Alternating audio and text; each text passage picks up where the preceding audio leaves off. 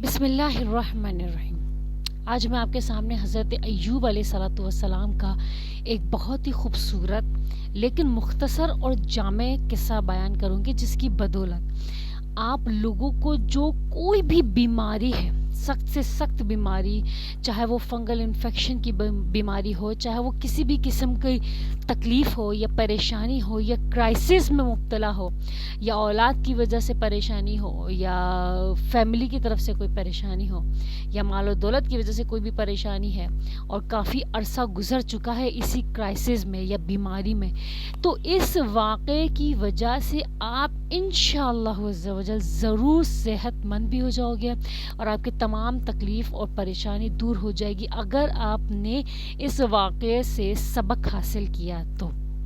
اگر آپ نے اس واقعے پر عمل بھی کیا تو آپ کو آپ کی منزل آسان ہوتی ہوئی نظر آ جائے گی۔ اور وہ واقعہ کیا ہے؟ حضرت ایوب علیہ السلام جو اللہ تعالیٰ کے بھیجے گئے ایک پیغمبر تھے، ان کو اللہ رب العزت نے ایک ایسی آزمائش میں مبتلا کیا جس کی وجہ سے وہ ایک بیماری میں پڑ گئے۔ اللہ تعالیٰ نے ان کی آزمائش میں ایسا ڈالا کہ ان کو ایک بیماری عطا کی، اور وہ بیماری اتنی خطرناک تھی کہ جس کی وجہ سے ان کی پورے جسم پہ زخم پڑ گئے تھے، پھوڑے ہو گئے تھے، دانے ہو گئے تھے، اور شدت کا یہ عالم تھا کہ جسم سے بدبو آنے لگ گئی تھی۔ اللہ اکبر! مطلب اتنی سخت آزمائش میں مبتلا کیے گئے کہ جسم سے بدبو آنے لگ گئی تھی، اتنی تکلیف میں مبتلا تھے، اور اس بیماری کی وجہ سے ان کی مال و دولت بھی ان سے جاتی گئی، جو ان کے پاس مال تھا، دولت تھی، وہ ان سے جاتی گئی، اور ان کی اولاد، ان کی بیوی، وہ سب ان سے چھن گئے، انتقال کر گئے۔ مطلب اتنی سخت سے سخت کرائسس میں مبتلا ہو گئے۔ اللہ تعالیٰ کی طرف سے وہ آزمائش میں تھے، لیکن اس آزمائش میں حضرت ایوب علیہ السلام نے کیا کیا؟ نہ تو وہ کسی درگاہ پہ گئے، نہ وہ کسی ولی کے پاس گئے، نہ کسی اولیاء کرام کے درگاہ پہ جا کے انہوں نے چادریں چڑھائیں، نہ ہی کوئی تعویذ گنڈے کیے، نہ ہی کوئی اپنے گلی میں کوئی رقع ڈالا، کوئی تعویذ ڈالا، کچھ نہیں ڈالا انہوں نے۔ نہ کسی ولی کے پاس گئے، نہ ہی انہوں نے کوئی دوا دارو کی اس قسم کی۔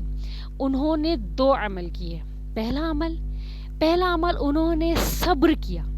جو شخص اللہ پر ایمان رکھتا ہے وہ صبر ضرور کرے گا۔ سب سے پہلے انہوں نے صبر کیا، اور دوسرا انہوں نے اللہ سے دعا کی۔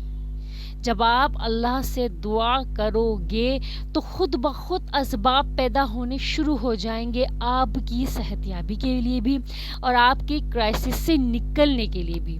اور قرآن مجید میں سورہ انبیاء میں 83 آیت نمبر 83 میں اللہ تعالیٰ حضرت ایوب علیہ السلام کی دعا کا تذکرہ فرماتے ہیں، کہ جس کا ترجمہ یہ ہے وَإِذْ نَادَى رَبَّهُ، جس کا ترجمہ یہ ہے کہ اور جب انہوں نے اپنے رب کو پکارا کہ مجھے تکلیف پہنچی ہے اور تو سب سے بڑھ کر رحم کرنے والا ہے۔ انہوں نے اللہ تعالیٰ سے دعا کی، اور اللہ تعالیٰ نے ان کی اس دعا کو ایسے قبول فرمایا کہ ان کو شفا بھی دی، ان کو صحت مند کر دیا پھر سے اللہ تعالیٰ نے، اور ان کو مال و دولت بھی عطا کر دیا اللہ تعالیٰ نے، اور اولاد اور بیگمات کی، بیوی کی جو ہے نا تحفے سے بھی اللہ تعالیٰ نے نوازا ان کو۔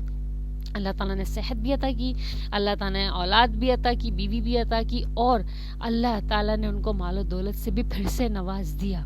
یہ کیسے ہوا؟ دعا اور صبر، ان دونوں کی وجہ سے ہوا۔ آج اگر ہم کسی بیماری میں، کسی تکلیف میں یا کسی کرائسس میں مبتلا ہیں تو ہمیں شکوہ شکایت کرنے کے بجائے، اپنے گلی میں تعویذات اور رقع ڈالنے کے بجائے، درگاہوں پہ جانے کے بجائے، شرک یا کلمات کرنے کے بجائے، ہمیں صبر سے کام لینا ہے اور دعا کرتے رہنا ہے۔ دعا کرنے سے، دعا مومن کا ہتھیار ہے۔ جب آپ کے پاس اتنے بہترین ہتھیار ہے تو اس ہتھیار کو استعمال کرنا سیکھو۔ اس ہتھیار سے اپنے آپ کو کرائسس سے، بیماری سے نکال سکتے ہو بآسانی۔ جو چیز دیکھو ہمیں آسانی سے مل جاتی ہے نا، اس کا ہم صحیح طریقے سے استعمال کرتے ہی نہیں، ہم اس کو بالکل آرڈینری سا سمجھتے ہیں۔ بات سمجھ آ رہی ہے؟ اب کیا ہے، دعا اللہ تعالیٰ مجھے ٹھیک کر دے دو، کتنا آسان ہے، کوئی اس میں تام جھام نہیں ہے، کوئی اس میں آپ لوگوں کو مشکل مشقت نہیں ڈالنی ہے۔ صرف اور صرف اللہ کی بارگاہ میں اپنے ہاتھوں کو بلند کرنا ہے اور صرف اللہ کا نام لے کے اللہ کو پکارنا ہے، اپنے آپ کو حقیر ڈالنا ہے، حقیر محسوس کرنا ہے، اللہ کے تعالیٰ کے سامنے اپنے آپ کو حقیر بتانا ہے اور اللہ سے دعا مانگنی ہے، اللہ کی بڑائی بیان کرنی ہے، اپنے دل کھول کے اللہ تعالیٰ سے فرمائش کر سکتے ہو۔ کوئی آپ کو سننے والا نہیں ہے سوائے اللہ کے، کیونکہ کوئی آپ کی دعا کو قبول کر ہی نہیں سکتا سوائے اللہ کے۔ آپ کو کوئی پریشانی سے، تکلیف سے، بیماریوں سے، کرائسس سے کوئی نکال ہی نہیں سکتا سوائے اللہ کے۔ بات سمجھ میں آ رہی ہے میری؟ اللہ کے حکم کے بنا جب آپ سانس نہیں لے سکتے ہو، جب کوئی پتا ہل نہیں سکتا ہے اللہ کے حکم کے بنا، تو آپ یہ کیسے سوچ سکتے ہو کہ میں کسی درگاہ پہ کسی جادوگر کے پاس میں جا کے دم درود وغیرہ کرواؤں، یا کسی درگاہ پہ جا کے چادر چڑھاؤں گا، یا میں سمندر میں اس طرح کا نمک ڈالوں گا یا کھانا ڈالوں گا تو مجھے صحت مل جائے گی، یا میں پانی میں ڈبکی مار کے نکلوں گا تو مجھے میرے خارش سے مجھے شفا مل جائے گی؟ تو یہ سب کچھ یہ شرک ہے۔ بات سمجھ میں آ رہی ہے؟ یہ سب فضول ہے، بیکار ہے، ختم ہے۔ جو سب سے اہمیت کا حامل ہے وہ اللہ ہے۔ اللہ سے دعا کرنی ہے اور صبر کرنا ہے۔ جب تک آپ اس بیماری میں مبتلا ہیں یا کرائسس میں مبتلا ہیں، آپ کو الحمدللہ آپ کو صبر کرنا ہے، اور صبر کرنے کے ساتھ ساتھ آپ کو مسلسل دعا کرتے رہنا ہے۔ میں آپ کو اپنا واقعہ بھی بتا سکتی ہوں، جو کہ مجھے ابھی 1-1.5 سال پہلے کی بات ہے۔ میں ایک فنگل انفیکشن، خارش کی بیماری میں مبتلا ہو گئی تھی۔ 1-2 سال پہلے کراچی میں ہوا چلی تھی نا کہ سب کو فنگل انفیکشن ہو گیا تھا اور خارش چلی تھی، اور سب میڈیکل کی دوائیاں لے رہے تھے، خوب جو ہے نا کیپسول وغیرہ لے رہے ہیں، کوئی انجیکشن لے رہا ہے، خوب فنگل انفیکشن کی جو ہے نا کرمیں وغیرہ یوز کر رہے ہیں۔ تو میرے گھر میں سب کو اللہ نے شفا عطا کر دی تھی اسی دوائی سے، جس دوائی سے جو دوائی میں کھا رہی تھی، لیکن مجھے شفا نہیں ملی اور میرے والد صاحب کو شفا نہیں ملی۔ تو اسی بیماری کے دوران مجھے 1 سال گزر گیا، اور اس خارش کا یہ عالم تھا، اتنی شدت تھی اس خارش کی کہ میرے پورے آدھے چہرے پہ آ گئی تھی وہ خارش، میرے بالوں میں بھی جا رہی تھی، سر کے اندر جا رہی تھی وہ خارش۔ فنگل انفیکشن، جو فنگل انفیکشن ہوتا ہے جو رنگ بن جاتے ہیں، وہ سر کے اندر بھی جا رہی تھی، اور میری آنکھ کے اندر، آئی لیڈ کے اندر تک چلی گئی تھی۔ مطلب اگر کوئی دور سے مجھے دیکھتا تھا، قریب سے بھی دیکھتا تھا، تو ایسا لگتا تھا کہ میرا منہ جل گیا ہے، آدھا جل گیا ہے۔ فنگل انفیکشن کی خارش کا یہ عالم تھا۔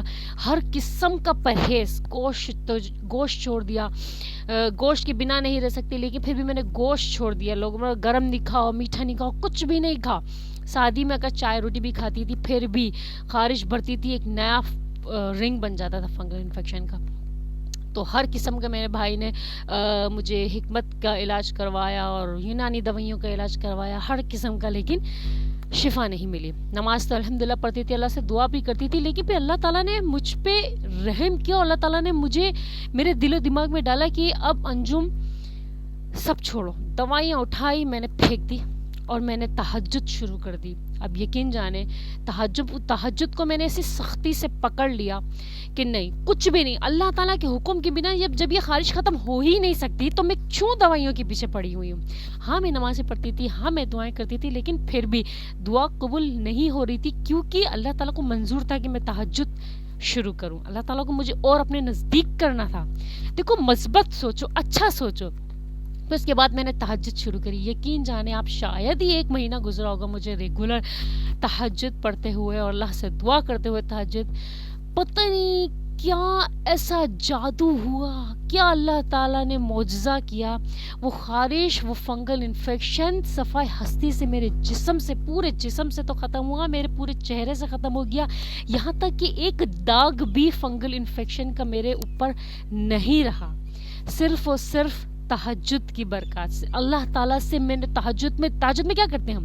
اٹھ کے اللہ سے دعا کرتے ہیں، نماز پڑھتے ہیں اور اللہ سے دعا کرتے ہیں۔ میں نے خوب دعائیں کی تہجد میں اللہ تعالیٰ سے، اور اللہ تعالیٰ نے اس دعا کی بدولت اور صبر کرتی رہی، دعا کرتی رہی، کبھی شکوہ شکایت نہیں کیا الحمدللہ کہ میرے ساتھ ہی ایسا کیوں ہوا یا میرے ساتھ ایسا کیوں ہوا، نہیں، صرف دعا کی اور صبر کی۔ یقین جانے ابھی تک مجھے نہیں ہو، اور مجھے جو بھی ملتا ہے اس فنگل انفیکشن میں مبتلا، کسی بیماری میں مبتلا یا کسی کرائسس میں مبتلا، تو میں اس کو کہتی ہوں کہ شکوہ شکایت اللہ سے کرنا چھوڑو، صبر کرو، دعا کرو، نماز کی پابندی کرو، اور ہو سکے تو اپنی دعا میں شدت لانے کے لیے تہجد شروع کرو، کیونکہ تہجد ایسا وقت ہے جب اللہ تعالیٰ پہلے آسمان پر آتے ہیں اور خود فرماتے کہ ہے کوئی جو مجھ سے مانگے اور میں اس کی دعا کو قبول کروں، تو اس وقت اپنی دعا کی قبولیت کا 100% جو ہے نا مجھے یقین ہے۔